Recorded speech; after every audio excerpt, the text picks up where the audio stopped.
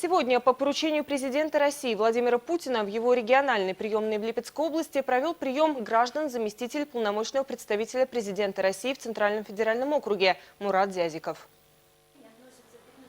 Мурат Зязиков еще в бытность свою президентом Ингушетии убедился в том, что представитель власти любого ранга должен воспринимать проблемы населения как свои собственные.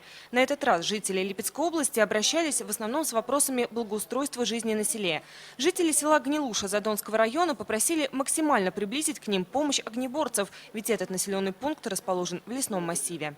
К нашей администрации относятся 5 населенных пунктов. Население у нас 2000. И мы просили, чтобы нам помогли открыть пожарный пост. От жителей Хлевинского района было обращение по поводу строительства водопроводных сетей в поселке Южный. Там уже есть и газ, и свет, а вот воды пока нет, что мешает новоселам заселиться в дома. С просьбой отремонтировать местный дом культуры обратилась жительница города Задонска Ольга Пиндюрина. По ее словам, в ДК сегодня проходят мероприятия не только районного, но и международного уровня, поэтому необходимо привести помещение в порядок. Много социальных вопросов,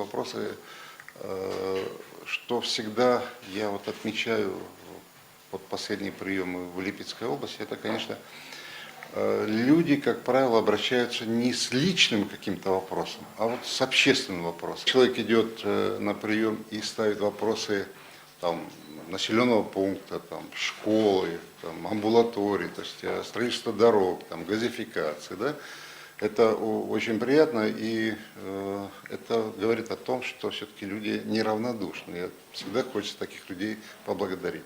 Но сегодня были вопросы, которые ставились перед президентом, выходили люди на президента, то есть это письменные обращения были. Все вопросы, которые сегодня мы рассматривали, они нашли свое решение, то есть есть конкретные сроки, определенные, реальные, не так, чтобы как-то обозначить и забыть.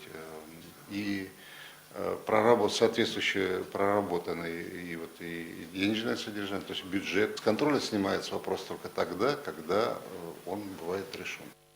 В ходе встреч с рядовыми жителями и представителями власти и федеральных структур Липецкой области Мурат Зязиков высоко оценил работу региональной приемной президента России, а также отметил достижения власти Липецкой области, которая проводит самостоятельную экономическую политику и поддерживает собственного производителя, показывая пример другим регионам в реализации программы импортозамещения. Экономическая политика Липецкой области, которую Мурат Зязиков отнес к числу элитных, позволяет успешно решать вопросы продовольственной безопасности и самодостаточности в обеспечении производства зерна, яиц, мяса и других видов продуктов питания. Область производит их в несколько раз больше, чем это необходимо для внутреннего потребления, заметно насыщая российский продовольственный рынок. Кроме того, Липецкая область, отметил Мурат Зязиков, находится в числе лидеров и по привлечению инвестиций в развитие региона. Успешное развитие области определяется и качеством управления региональными финансами. С начала этого года рост доходных поступлений составил 22%. Это лучший показатель в стране.